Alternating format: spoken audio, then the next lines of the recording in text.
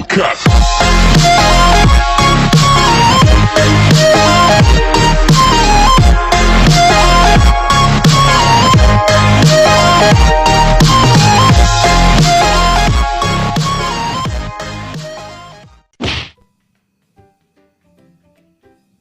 โย่ให้สบายดีทำส้มทุกทาเลยเนาะโอเควันนี้มาอยู่ข่อยนะจอนนี้นะรู้ว่าแจ็คกี้แมนแชร์แนวเนาะโอเควันนี้ข่อยสิมาดีเกม Minecraft Pocket Edition เนาะโอเคแล้วก็มาอยู่ในแมปเนาะวันนี้สิเป็นแมปแนวใดกลับไปเบิ่งกันเลยดีกว่าเนาะโอเค let's go โอเคนี่เนาะเข้ามาอ่านไปก่อนยินดีต้อนรับสู่แมปผจญภัยดินแดนซอมบี้ซับไรแชร์แล้วก็ยังสร้างโดยมิสเตอร์เฟรมคิวเลอร์โอ้ไม่ละเฟรมคิวเลอร์เนาะก็ไปซับเข้าได้เนาะโอเคถ้าเล่นแมปเดี๋ยวถ้าเล่นแมปอย่าลืมให้เครดิตนำจุ๊บโอเคต่อไปอ่านทางใดวะทางนี้ก่อนแล้วก็ได้โอเคกดของแมปปรับเสียงแป๊บห้ามทุบบล็อกห้ามเสกของห้ามเปิดมอนสเตอร์ห้ามเปิดมอนสเตอร์ระดับ2เห็นบ่ระดับ1โอเคใช่โอเคใส่แอปโกงนั้นใดเนาะแอปโกงโอเคเอาเครื่องก่อนเนาะเอามาให้หมด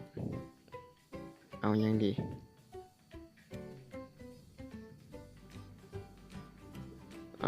เรือโอเคเอานี่นำขวานเอาขวานนี่อีกโอเคเดี๋ยวอ่านไปต่อเรื่องให้เจ้าหาเพชรให้ได้10 ก้อนต่อไประหว่างทางเจ้าต้องพบซอมบี้หลายๆเดินตามไฟไปเด้อโอเคแปลแล้วต่อไปอยากให้คนเล่นแมปนี้หลายๆเด้อขอให้โชคดีภาษาไทยมาแล้วปรับเป็นตอนกลางคืนมันกลางคืนอยู่แล้วบ่ต้องปรับโอเคใส่เกาะแป๊บโอเคมากินแล้วก็ลุยกันเลยเปิดนี่เปิดมันแล้วเข้ามาซอมบี้พลิกแมนผิดตัวเดี๋ยวขอปิดก่อนเนาะไม่ได้โกงปิดแป๊บอีซี่เพื่อให้เปิดระดับ1โอเคมันหลายนะเพราะว่ามีสปาวอยู่ฮั่นมันสิเกิดเองอย่าลืมเดินตามแสงไปโอเคเดินแลนย่างตามไปบ่แม่นเดินเด้อภาษาไทยมาอย่าโอขนาดเปิดอีซี่ก็ยังเกิดเป็นล้านบ่อ่านแล้วอ่านประทันถ้าเป็นแบบนี้ขอแต่เพชรก็ได้เพชรอยู่ในกล่องแม่นปะขอเพชรอยู่ในหีบโอเคค่อยสู้ไปก่อนเกิดมาตลอดเอาไว้อันตรายโอเคได้แล้วแลนเลยรันไปตามทอสไปตามแสง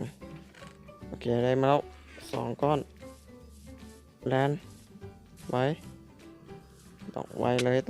เดี๋ยวอ่านมาทันอีกแล้วอ่านมันยัง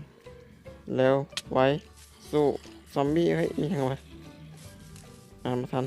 บอกอ่านแล้วอ่านมาไว้เปิดโอเค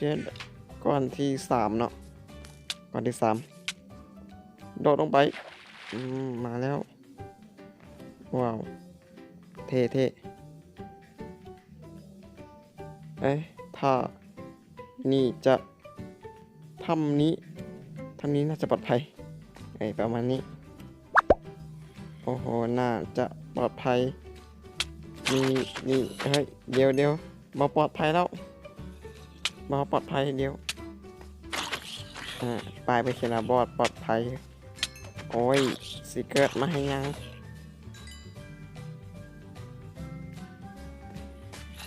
นั่นสปาวอ๋อสปาวของ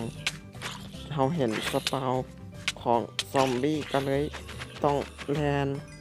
เปิดกล่องมาก่อนที่ซีหรืออะไรยังเฮ้ยยาเดียวโอ้ยยา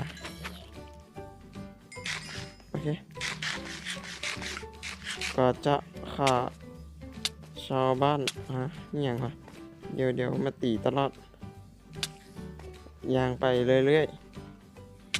โอเคเรื่อยๆไปต่อยางมองไว้เปิดโอเคได้มาแล้วตอนที่5โอ้ยซอมบี้โคตรหลาย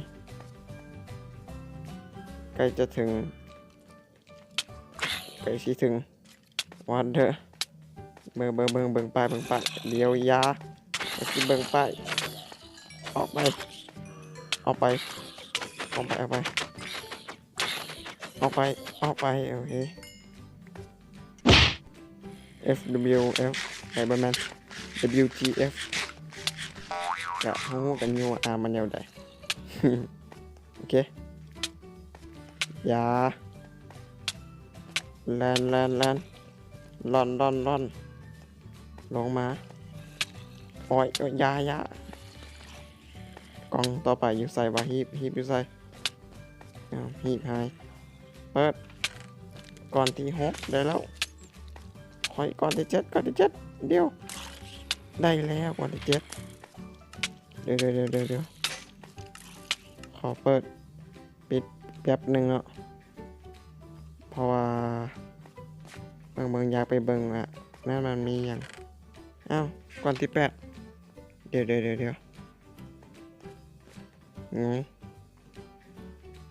งแล้วขึ้นไปมาผิดทางบ่ขึ้นแล้วสิกลับไปเบิ่งทางเก่าเนาะโอเคมาเปิดเป็น normal เลยเมื่อกี้อยากพิสูจน์เบิ่งเนาะก็เลยปิดก็ต้องขออภัยนำทานผสมทุกๆคนทุกๆทานเลยเนาะโอเคขึ้นมาสิจบแล้วมีอย่างน่าจะปลอดภัยแล้วเมื่อยหลายเมื่อยแน่นอน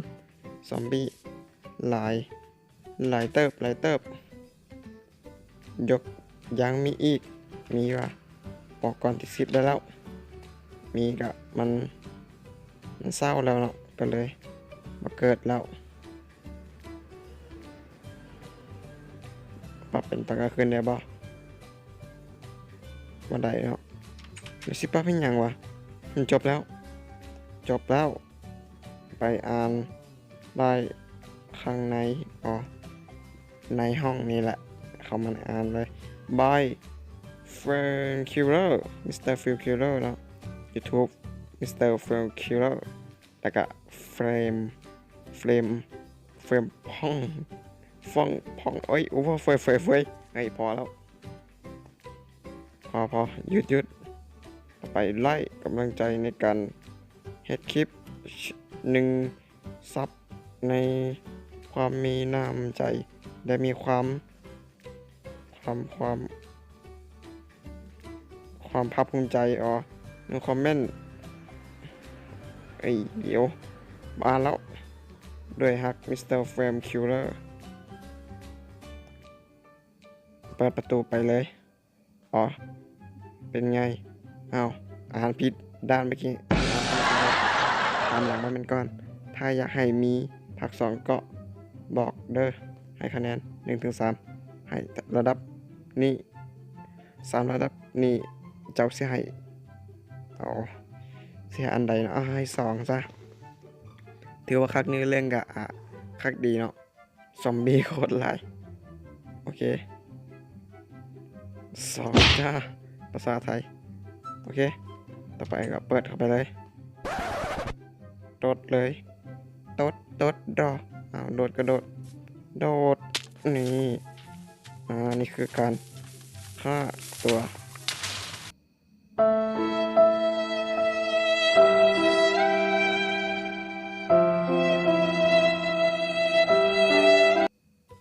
ตายโอเคเราจะลงไปแล้วนะก็เป็นแมป